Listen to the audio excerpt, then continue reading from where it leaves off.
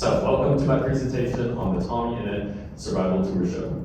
You know the Minecraft movie where it's like la la la la la? Well, it's Tommy the Survival Tour. Come and see my show. Ooh, you know that you wanna go. Okay, anyways. But first, the mall. So this is me and my friend Ada. We went to Minnesota together, and we went to the Mall of America. And there was this banana in the parking lot that was completely black for some reason. And also it was Tommy Community Day and Pokemon Go. And Pokemon Go at the Mall of America goes crazy. At the mall, we saw Mario. Same one shirt. Has a different shirt actually, if you know. This one has exclusively same thickness black and white shirts. This one has white stripe or black and white stripes. This one has white stripes with differing black stripes. So these are different shirts. And I am wearing different jeans, so it's not the same outfit. Thank you very much. Okay. At the Mall of America, they have Nickelodeon Universe.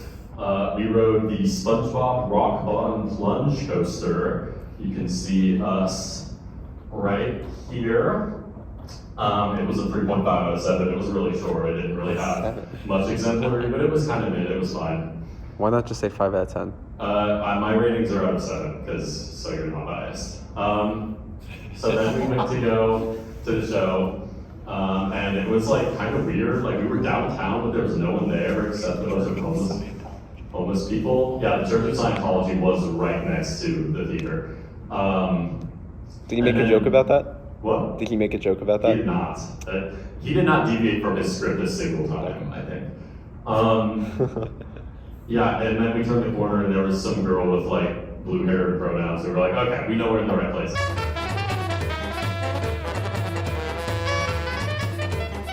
And then we got in the line and everyone was like a 16 to 20 year old with dyed hair. We were like, or like a 14 to 20 year old with dyed hair. We were like, oh my God.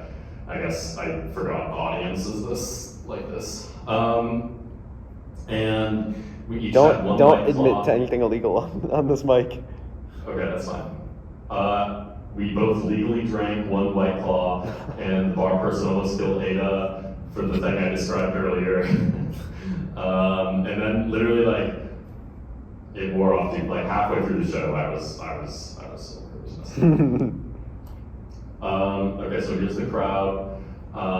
There was this girl in front of us who turned around and said, so when did you get into the Dream SMP? I got into it in the Exile arc, and that's when I was soul bonded to Tommy. And I just kind of awkwardly smiled and nodded at her because I didn't know what to say because I don't know enough about the Dream SMP. And I think that was really weird. I should have at least been like, oh, I liked when Dream was in the prison, or like when technically broke Dream out of prison, or like when they attacked Lamamber. Like I know some things. And I feel bad that I social failed with that girl, which is ever since that day, is I've opted to talk more. Wow. And we were in the wrong seats, but we went to the right seats. There was this girl with a like whole ass Lamamber cape around her shoulders. That was crazy. This is a picture I took. And you might notice these two people right here. I posted this picture on Twitter, and they replied and said, hey, whose head is that? And it was literally them. These two people right here are these two people right here, and they found my freaking tweet with them in it. So what the fuck? They used the wrong form of whose. Yeah, I know. It's fine. I think they're like 50. Okay, so then the show actually began. We'd surveyed the land.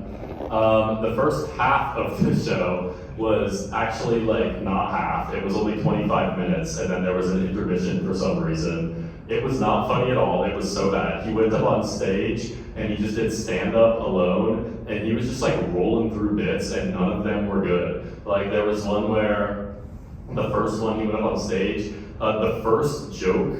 Wait.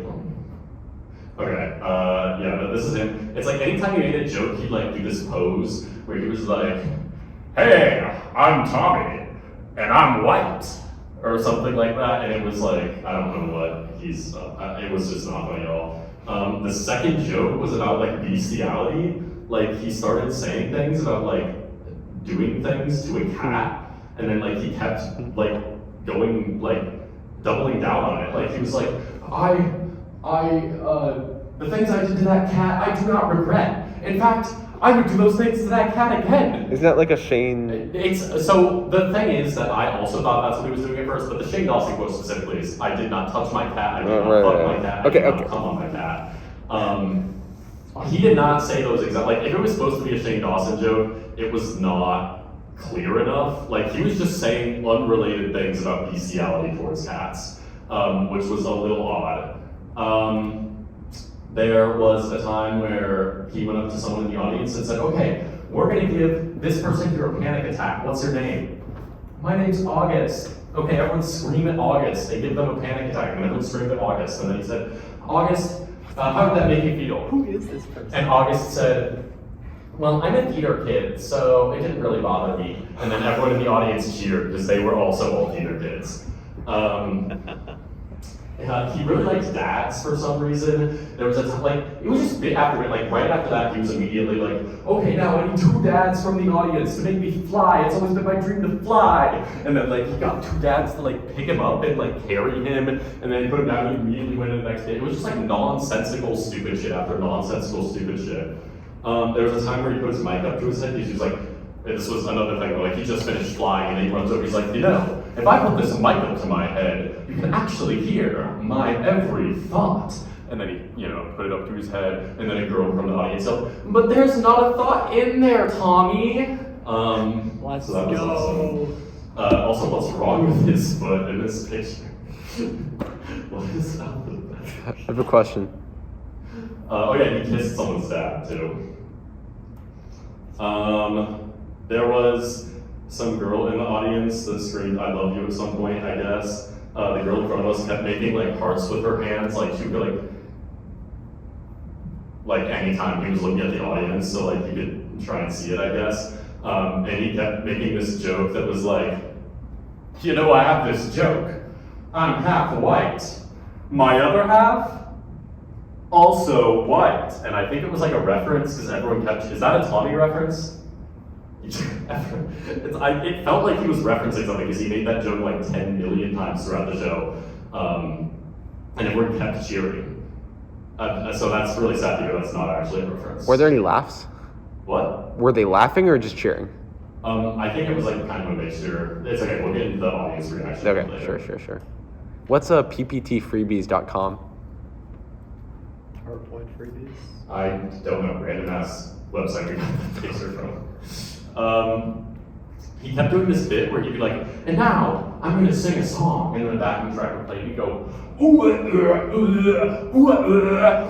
like instead of singing, he'd just like do that over and over, and then, you know, he got on the ground and was like, like not really into it. And of course, everyone thought that was hilarious, even though it was like the cringiest, stupidest shit I've seen in my life. It was not funny at all. Oh yeah, and there was this bit where he had like an invisible girlfriend that kept coming on stage, and he was like, baby, not right now, baby. And I don't know why the fuck they were saying it like that. Anyway, so first half was really bad, really underwhelming. And then there was an intermission. Someone tweeted, shout out to the guy playing Project Second at the tommyinnit tour. And this is the guy playing Project Second at the tommyinnit tour, and they were right in front of us. And me and Ada think the person who tweeted this was literally the person sitting right next to us, because no one else could have seen him. So imagine looking over and you see someone reading your tweet right next to you. That'd be crazy. Also, someone took a picture of Tommy and then started drawing him in their sketchbook. That's a hard watch. Additional intermission quote. I may be dyslexic, but man, do I read fast when it's this is what it looked like. Well, what looked like? This is what it looked like from our perspective. Oh, okay. Because we were on the balcony. Okay, so second half starts, Jack Manifold comes on stage, and Tommy therapizes him because he misses the Dream SMP. The whole bit is that Jack is like, Tommy, I missed the Dream SMP. And then Tommy is like, well, I have 5 Tommy therapy strategies. And the second half was like an hour and a half. So I don't know why there was an intermission after the first 20 minutes. Jack carried. He was still not that funny, but anything I did laugh at was from Jack and not Tommy. It was still not that funny though, because both of them were reading a script the entire time. You can see, like, I guess the bit was like, okay, I'm gonna give Jack this script and we're just gonna read this for the rest of the thing because he's really bad at improv or something like that. So they were just reading off a script, obviously. I don't know if they were actually reading off it.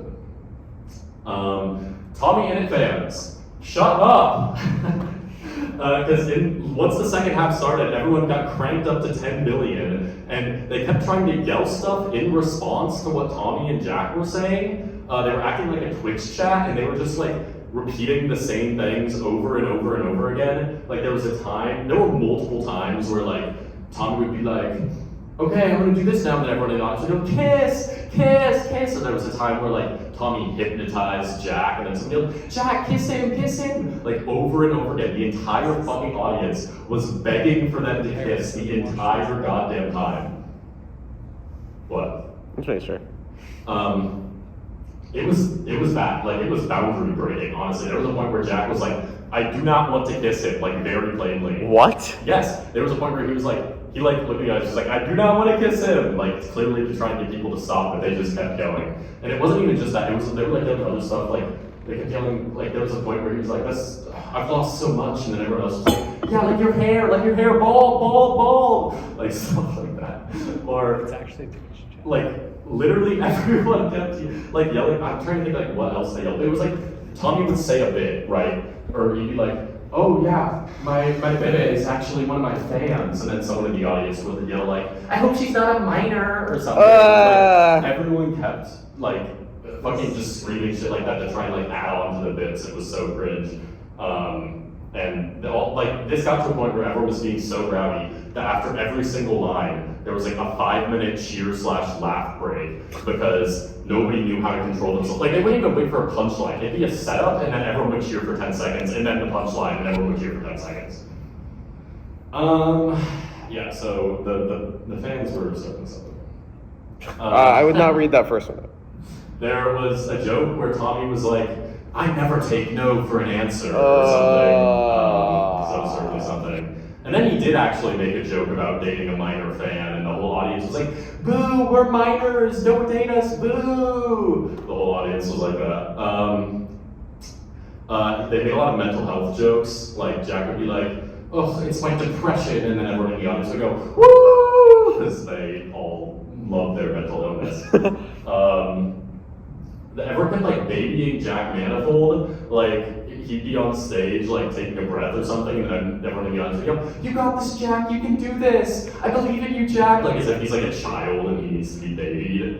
And so they started doing this thing where they listed a bunch of different YouTubers, and you know, one of them was like Dream, they mentioned Dream, because it was like Tommy was listing YouTubers and Jack was giving his opinion on them, so he was like, the Technoblade, Dream, PewDiePie, and Jack would be like saying jokes about them or whatever, and then he was like, XQC, Aiden Ross, but no one in the audience knew who XQC and Aiden Ross were because they're not Minecrafters. No. So like everyone would be cheering after every other YouTuber, but then for XQC there was like a notable like, yeah, who's that? They made so many jokes about like, your woke ass audience with their hair and pronouns and they're so woke, and I need to fight against the woke mob. Like that was Jack's whole character in the show. They made so many jokes about being woke, and the audience cheered every time because they were like, yeah, we are woke. Someone had to tell the audience this wasn't an interactive show, is the moral of the story. So we endured that for an hour and a half, and then the worst part. So like the bit was that the audience was cheering for Jack, and then he wanted everyone to keep cheering for him. So he like they quiet down, and he'd go like to get them to keep doing it right. And they took this to the extreme, of course. And there was, I think I counted on my phone, 10 minutes straight minimum of the audience cheering for Jack Manifold, full volume. Imagine a crowd full of 14-year-old girls, and they, thems probably, and he, hims probably, just screeching and screaming and cheering because they think it's the funniest thing ever, because they think they're going along with the bit. And then, of course, in the script, like he hasn't even got to this part, at some point Jack yells, again, because they're just reading from the script, and then it goes for another 5 minutes. And it's like, oh my God, literally like, this was the longest moment of my life. Me and Ada were sitting here looking at each other like, what is happening? And it got to a point where like it was genuinely hurting my ears. Like my ears hurt for the rest of the night because of how loud it was for such a long time. Genuinely, actually 10 minutes like that is factual and not exaggerated. It was crazy.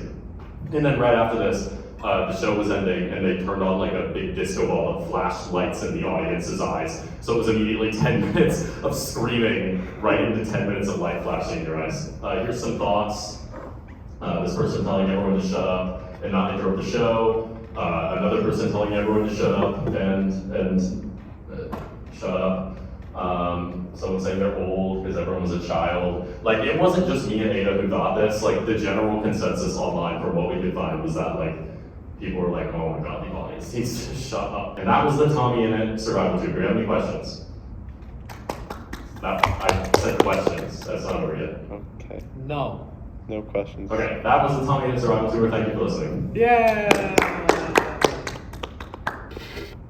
How did you make it through that? That's a question. Well, at first it was the White Claw, and then that wore off, and then, I don't know. It's like, I really wanted to go to this as like a journalist. I wanted to investigate the land, you know, I wanted to see what was up. This was the only opportunity I'd probably ever have to have the biggest gathering of Dream SMP fans all in one place. And they were laughing at every Dream SMP joke, like he made some joke about like, Exile or something. And I was like, oh, I know the girl who told me she loves Exile at the start was cracking up at that one. Have you seen any like Bo Burnham show? Like, have you seen like? I saw Inside. Have you seen What or Make Happy? No, I mean, I've seen clips. You want to watch it later? Maybe. I don't know. It was really not fun. I maybe laughed like twice. No, I was gonna ask if it was like that, but it's okay. I maybe laughed like twice because like there was one time where Jack Manifold meant to like throw the chair a little bit, but then he accidentally like shot the chair across the entire stage, and that was kind of funny.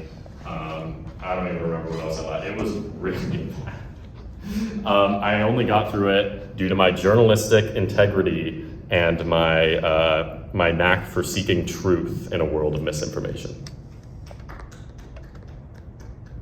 More at 9.